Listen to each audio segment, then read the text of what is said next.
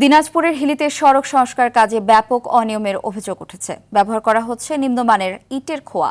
স্থানীয়দের বাধা সত্ত্বেও তড়িঘড়ি করে কাজ চালিয়ে যাচ্ছে ঠিকাদার। তবে ঠিকাদারকে নিম্নমানের সামগ্রী ব্যবহার না করতে বলা হয়েছে, এতেই সীমাবদ্ধ পৌর কর্তৃপক্ষ। হিলি প্রতিনিধি আব্দুল আজিজের পাঠানো তথ্যচিত্রে বিস্তারিত জানাচ্ছেন সাকিব আল হাসান। ইউভি প্রোটেকশন যুক্ত Tibet luxury talcum powder, the next generation fragrance.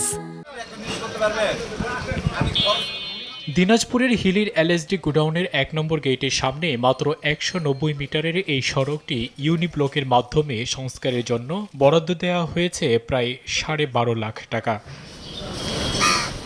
সড়কটির মূল কাঠামো তৈরিতে যে ইটের খোয়া ব্যবহার করা হচ্ছে তার সিংহভাগই অতি নিম্নমানের। শুরুতে বিষয়টি নজরে এলে কাজ বন্ধ করে দেন স্থানীয়রা। বাধার মুখে এসব খোয়া তুলে পুনরায় নির্মাণের প্রতিশ্রুতি দিলেও তা মানেনি ঠিকাদার। ১ নম্বর ইটার খোয়া দিয়ে ঢালাই দিলে ভালো হতো, কিন্তু এগুলা তো ৩ নম্বর খোয়া দিচ্ছে। এ তো ভালো হবে না, বেশি দিন টিকবে না। ভালো ইট দিয়ে কাজ করলে ভালো রাস্তাটা টিকবে, টিকসই বেশি করবে। আর এটা তো ৩ নাম্বার ইট, কয়েকদিন পরে তো মনে করি পানি বালি শেষ। এটা ১ নাম্বার ইট না, প্রশাসনের দৃষ্টি আকর্ষণ করব, আপনারা দয়া করে এই কাজটার দিকে সুদৃষ্টি দেন। ইটের খোয়ার মান ভালো বলে দাবি করছেন ঠিকাদারের এই প্রতিনিধি। ৩ নম্বর দেয়নি, এটা ভুল কথা। ৩ নম্বর দেয়নি, এটা এক টুকরা, এটা টুকরা আইস, এটা পরে সব তুলে নিয়ে গেছে। এটা মিশিং দিয়ে খোয়া ভাঙলে আবিষ বাড়াবে। নিম্নমানের খোয়া তুলে নিতে বলা হয়েছে বলে জানান পৌরসভার সহকারী প্রকৌশলী। ঠিকাদার কিছু খারাপ খোঁড়া নিয়ে আসছিল, খারাপ খোঁড়া নিয়ে আসে সেখানে সার্ভিসের কাজ করতে চাইছিল।